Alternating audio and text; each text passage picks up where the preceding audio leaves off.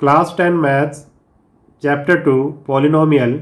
इस वीडियो में हम चैप्टर 2 पॉलिनोमियल का इंट्रोडक्शन करेंगे और एक्सरसाइज 2.1 करेंगे। तो शुरू करते हैं। सबसे पहले है इंट्रोडक्शन पॉलिनोमियल का। आपने क्लास 9 में पॉलिनोमियल के बारे में आप पढ़ चुके हैं, फिर भी इसमें एक बार दोबारा से हम रिवाइज कर लेते हैं। देखो, कोई पॉलिनोमियल है जैसे कि 4x + 2, ये एक पॉलिनोमियल है। इसमें वेरिएबल क्या है? इसमें वेरिएबल है x, और कोफिशिएंट क्या है? कोफिशिएंट जो x के साथ है, जो वेरिएबल के साथ है, वो इसका कोफिशिएंट है, यानी कि 4। और इसमें कांस्टेंट क्या है? इसमें कांस्टेंट है 2। ये आप सब बातें क्लास 9 में पढ़ चुके हो। अगर इसकी डिग्री की बात करें तो डिग्री क्या होती है पॉलिनोमियल की? The highest power of x in px is called the degree of the polynomial. अगर इस पॉलिनोमियल की डिग्री की बात करें तो इसकी हाईएस्ट पावर, यानी कि जो वेरिएबल है उसकी हाईएस्ट पावर क्या है? 1 है, यानी कि इस पॉलिनोमियल की डिग्री क्या होगी? 1 होगी। ऐसे ये जो सेकंड पॉलिनोमियल है 2y² - 3y + 4, अगर इसमें डिग्री की बात करें कि इस पॉलिनोमियल की डिग्री क्या होगी, तो आप कहोगे इसकी डिग्री क्या है? 2 है, यानी कि इसकी हाईएस्ट पावर, जो वेरिएबल इसमें y है, देखो ये y, ये y, वेरिएबल जो y है उसकी हाईएस्ट पावर क्या है? 2 है, तो इसकी डिग्री कितनी होगी? 2 होगी। ऐसे ही ये पॉलिनोमियल है, तो इसमें x की, यानी कि इस वेरिएबल की, वेरिएबल इसमें क्या है? x है, यानी कि इस पॉलिनोमियल की हाईएस्ट पावर क्या है? 3 है, यानी कि इसकी डिग्री क्या होगी? 3 होगी। तो ये था हमारे पास डिग्री ऑफ द पॉलिनोमियल। उसके बाद आप ये भी पढ़ चुके हो कि लीनियर पॉलिनोमियल क्या होती है, क्वाड्रेटिक पॉलिनोमियल क्या होती है। लीनियर पॉलिनोमियल जिसमें डिग्री, जिसमें पॉलिनोमियल की डिग्री 1 हो, वो लीनियर पॉलिनोमियल होता है। जिसमें डिग्री 2 हो पॉलिनोमियल की, वो क्वाड्रेटिक पॉलिनोमियल होता है। और जिसमें डिग्री 3 हो उसको हम क्यूबिक पॉलिनोमियल बोलेंगे। ठीक है, जैसे मान लो हमने लिखा 4x + 2, तो इसमें डिग्री 1 है, तो ये हो गई लीनियर पॉलिनोमियल। और हमने लिखा 2x² + 3x + 4, इसमें डिग्री 2 है पॉलिनोमियल की, तो इसको हम बोलेंगे क्वाड्रेटिक पॉलिनोमियल। और ऐसे ही अगर इस तरह से आ जाए,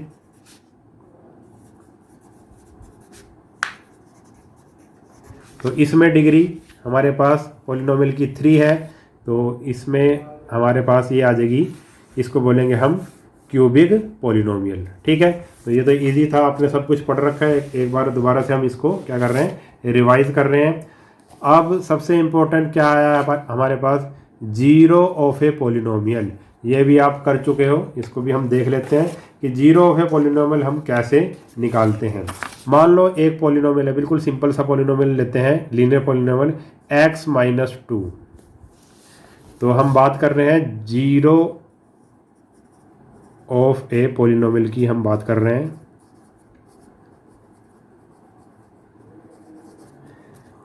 अगर इसका हमने जीरो निकालना है, तो जीरो का मतलब यहाँ पर क्या है? x की कोई ऐसी वैल्यू जो इसमें रखें, इस पॉलिनोमियल में रखें। मान लो ये px है, इस पॉलिनोमियल को हमने px के इक्वल मान लिया। मान लो ये पॉलिनोमियल px है, यानी कि x - 2 है। ये x की कोई ऐसी वैल्यू रखो इसमें कि ये क्या हो जाए? 0 हो जाए। तो अगर आप देखो, देखने से पता लग रहा है, अगर आप इसमें 2 रख दोगे तो ये 0 हो जाएगा। जब आप x की वैल्यू इसमें 2 रखोगे, x की जगह 2 रखोगे, 2 - 2, तो 2 - 2 क्या होता है? 0 होता है। तो जीरो ऑफ ए पॉलिनोमियल क्या है? वेरिएबल की, कोई पॉलिनोमियल है उसमें वेरिएबल है, उस वेरिएबल की कोई ऐसी वैल्यू जो उस पॉलिनोमियल को क्या कर दे? 0 कर दे। ठीक है, उसकी वैल्यू को, पॉलिनोमियल की वैल्यू को क्या कर दे? 0 कर दे, तो उसको हम क्या बोलेंगे? Zero of a polynomial. ठीक है, ऐसी चलो एक एग्जांपल और ले लेते हैं। जैसे हमारे पास है 2x - 6, ये हमारे पास एक पॉलिनोमियल है। अगर हमने इसका जीरो निकालना है, यानी कि x की ऐसी वैल्यू निकाल लो जिससे पॉलिनोमियल की वैल्यू क्या हो जाए? टोटल 0 हो जाए। तो आप कहोगे इसमें 3 रख देते हैं हम x की जगह। 2 × 3, और ये 6 था, 2 × 3 6, 6 - 6 क्या होगी? 0। तो इसका 0 क्या होगा? इसका 0 होगा x = 3। और इस केस में 0 क्या था? x = 2। ठीक है। अब ये तो हमने सीधा निकाल दिया, देख कर ही निकाल दिया, मगर आपने जीरोज़ कैसे निकालना है उसको ध्यान से आप समझ लो। जैसे हमारे पास ये पॉलिनोमियल दिया हुआ है और वो आपको कहता है इसका जीरो निकालो, तो आप सबसे पहले आप इसको जीरो के इक्वल कर दो। जीरो के इक्वल कर दिया। अब ये यहाँ पे जो 2 है वो माइनस हो रहा है, जब इक्वल के उधर जाएगा तो क्या हो जाएगा, प्लस हो जाएगा। तो जीरो ऑफ द पॉलिनोमियल क्या आ गया, आंसर हमारे पास क्या आया, 2। तो यहाँ पे 2 रखने से ये जीरो हो जाएगा। ऐसे ही चलो ये दूसरा एग्जाम्पल जैसे मैंने लिया था, 2x माइनस 6, इसका जीरोज निकालना है तो इसको जीरो के कर दो इक्वल, कर दिया। अब 2x यहीं है, माइनस 6 है, इक्वल के उधर जाएगा प्लस का 6 हो जाएगा। अब 2x का मतलब 2 मल्टीप्लाई x, 2 मल्टीप्लाई कर रहा है, इक्वल के जब उधर जाएगा तो डिवाइड कर देगा, 6/2 यानी कि हमारे पास 2 3 जा 6। तो x की वैल्यू क्या आ गई, 3 आ गई। यानी कि ये जो पोलिनोमियल था, ठीक है, इसका जीरोस क्या आया, 3 आया, और ये जो पोलिनोमियल था इसका जीरो क्या आया, 2 आया। ठीक है, तो इस तरह से हम इसके जीरोस निकाल सकते हैं। और अब हम इसमें पढ़ेंगे geometrical meaning of the zeros of polynomial. ये क्या चीज़ है, हम ग्राफ में उसकी वैल्यू कैसे निकालेंगे। ये जो हमने निकाला था इसका इस तरह से निकाली थी वैल्यू हमने, मगर ग्राफ वाले मेथड से यूज़ करके जीरोस हम कैसे फाइंड करेंगे वो हम सीखेंगे। देखो कैसे है, जैसे कि इसने एक पोलिनोमियल हमें दिया हुआ है, ये वाला, ये हमें इसने पोलिनोमियल दिया हुआ है 2x + 3, y = 2x + 3। ये एक पोलिनोमियल है और हमने इसके जीरोस निकालने हैं। ठीक है, अलजेब्रिक मेथड से आप कैसे इसके जीरोस निकालोगे वो तो आपको पता है। 2x + 3 इसको हम जीरो के इक्वल कर देंगे, तो 2x, 3 इधर प्लस हो रहा है उधर जाके हो जाएगा माइनस, यानी कि x की वैल्यू क्या आ जाएगी, 2 मल्टीप्लाई कर रहा है उधर जाके कर देगा डिवाइड, -3/2। या फिर हम ऐसे कह सकते हैं, अगर इसको डिवाइड करेंगे इससे तो -1.5, 3 को 2 से डिवाइड करेंगे तो -1.5। तो ये हमारे पास क्या आ गया, जीरोस आ गया इस पोलिनोमियल का। ठीक है, ये तो हमने अलजेब्रिक मेथड से किया, मगर हम इसको ग्राफिकल मेथड से हम ग्राफ बना के कैसे करेंगे वो हम सीखते हैं कैसे होगा। अब देखो इस तरह से कर लिया, यहाँ पे हमने x लिखा, यहाँ पे हमने y लिखा। ठीक है, अब x की कोई वैल्यू लेनी है, ठीक है, कोई भी वैल्यू ले सकते हैं आप, 1 2 3 4। तो यहाँ पे जैसे इसने x की वैल्यू ली -2, x की वैल्यू इसने ले ली -2, तो y की वैल्यू क्या आएगी, 2, x की जगह -2 रखो, -2 और +3, यानी कि -4 + 3 यानी कि -1। ठीक है, हमारे पास x की जब हमने यहाँ पे x की जगह -2 रखा तो हमें y की वैल्यू क्या मिली, -1। ठीक है, x की वैल्यू जब -2 हमने इसमें रखी तो y की वैल्यू हमें -1 रखी मिली। ऐसे ही जब x की वैल्यू 2 रखी हमने इसमें, x की वैल्यू जब 2 रखी तो 2 × 2 + 3 यानी कि 4 + 3 7। ठीक है, तो हमें क्या मिला, हमें मिला 7। जब x की वैल्यू 2 रखी तो हमें 7 मिला।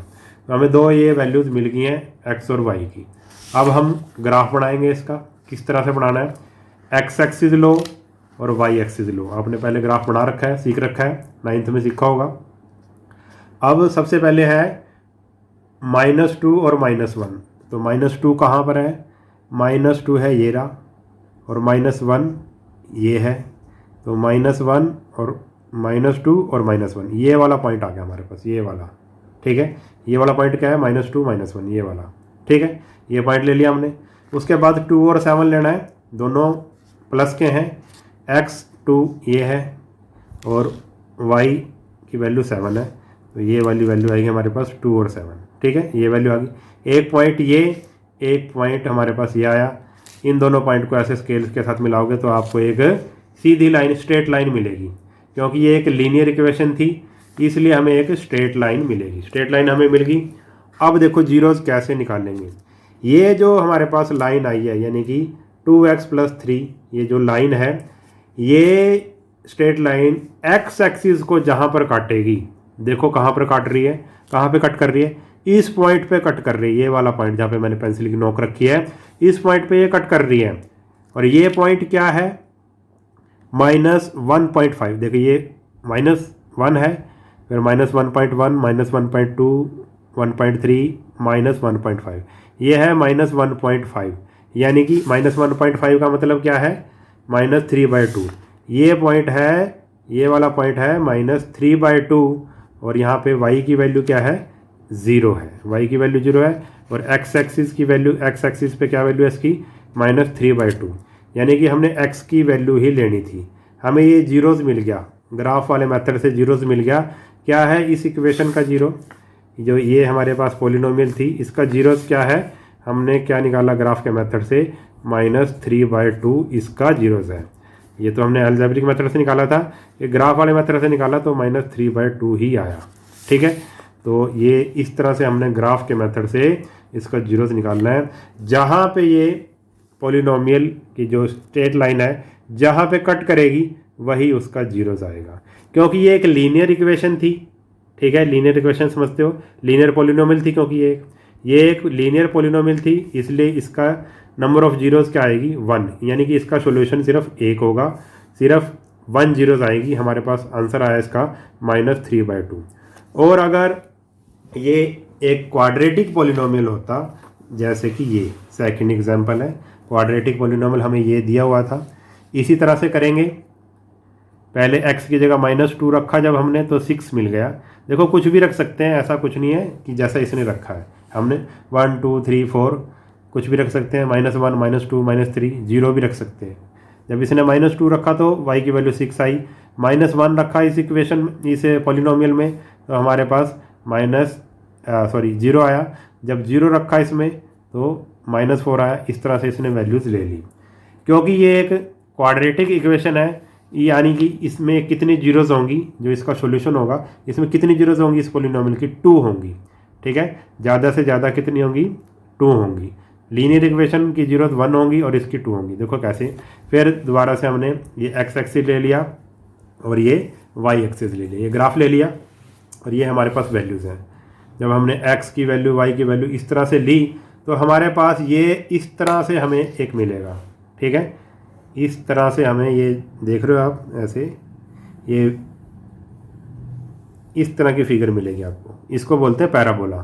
ठीक है, कौन सी फिगर बोलते हैं इसको, पैराबोला। हमें इस तरह से मिलेगा, ये पैराबोला मिलेगा, इस तरह की फिगर को पैराबोला कहते हैं।